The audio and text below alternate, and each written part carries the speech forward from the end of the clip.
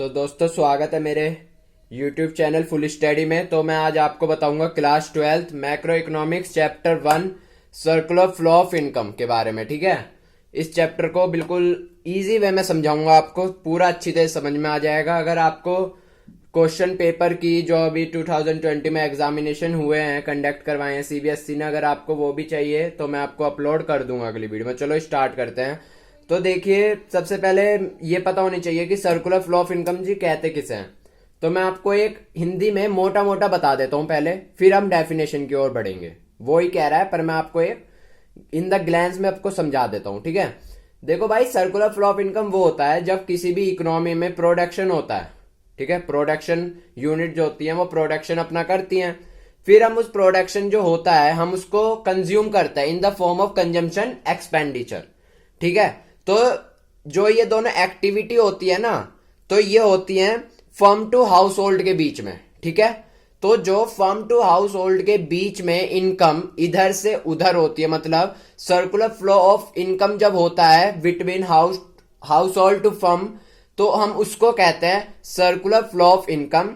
और ये एक साइकिल है जो कि हमेशा चलती रहती है in the circular of flow of income. ठीक है, इतना आने के बाद अब मैं आपको एक बात और बता दूं। ये तो मैंने आपको हिंदी में बता दिया कि भाई सर्कुलर फ्लो ऑफ इनकम ये होता है। ठीक है, अगर आप बना के लिखेंगे तो आपको शायद एक में से आधा नंबर मिले। ठीक है, लेकिन अगर आप इस डेफिनेशन को ही लिखेंगे, इसी डेफिनेशन में जो मैंने बताया वो ही कह रखा है इस डेफिनेशन में, पर लिखने का तरीका आना चाहिए। ठीक है, आप अपनी लैंग्वेज में लिख सकते हैं, पर भाई किसी किसी की अपनी लैंग्वेज अच्छी नहीं होती है। ठीक है, तो इसलिए आप इस डेफिनेशन के साथ खिलवाड़ ना करना, इसको ऐसे ही लिख के आना पेपर में। पूरे नंबर मिलेंगे, एक में से एक ही मिलेगा अगर एक का आया तो चलो डेफिनेशन भी पढ़ लेते हैं।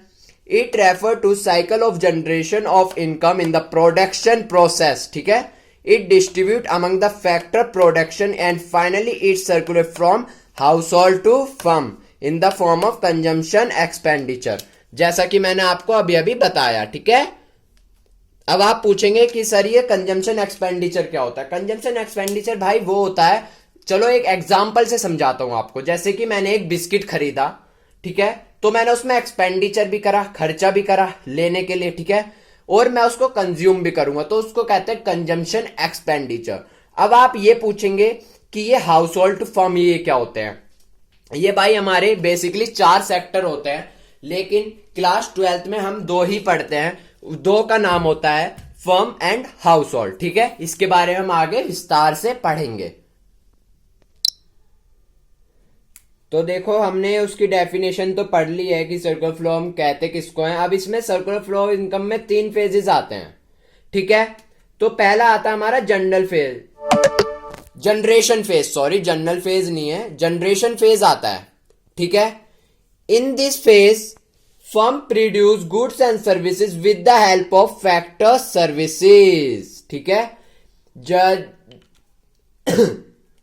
जनरेशन फेज में क्या होता है, जो कि हमारे फर्म होती है जब प्रोड्यूस करती है गुड्स एंड सर्विसेज, वो किसके मदद से करती है, वो हमारे फैक्टर सर्विसेज के मदद से करती हैं। अब आप ये पूछेंगे कि फैक्टर सर्विसेज होते क्या है। फैक्टर सर्विस बेसिकली होते हैं लैंड, लेबर, कैपिटल, इंटरप्रेन्योर। ठीक है, इंटरप्रेन्योर मतलब जैसे कंपनी होती है। ठीक है, ये होता है। अब आता है डिस्ट्रीब्यूशन फेज। डिस्ट्रीब्यूशन फेज में क्या आता है, this phase involve the flow of factor income. अब देखो, जब हमने फैक्टर सर्विस जैसे लैंड, लेबर, कैपिटल मैंने तुमको बताया, तो उनसे कुछ इनकम भी तो जनरेट होगी। तो इनकम होगी जैसे कि लैंड से हमें रेंट मिलेगा। ठीक है, लेबर से वेजेस मिलेंगी। ठीक है, एंटरप्रेन्योर से हमें प्रॉफिट मिलेगा। ठीक है, तो जब ये मिलती है from the firm to the household, तो हम उसको कहते हैं डिस्ट्रीब्यूशन फेज। मतलब जो भी हमने सर्विसेज दी हैं, जब उनके बदले में हमें फैक्टर इनकम मिलती है, तो फ्रॉम द फर्म से जब हमें फैक्टर इनकम मिलती है तो हम उसको क्या कहते हैं, डिस्ट्रीब्यूशन फेज। ठीक है, अब आता है थर्ड आता है हमारा डिस्पोजिशन फेज।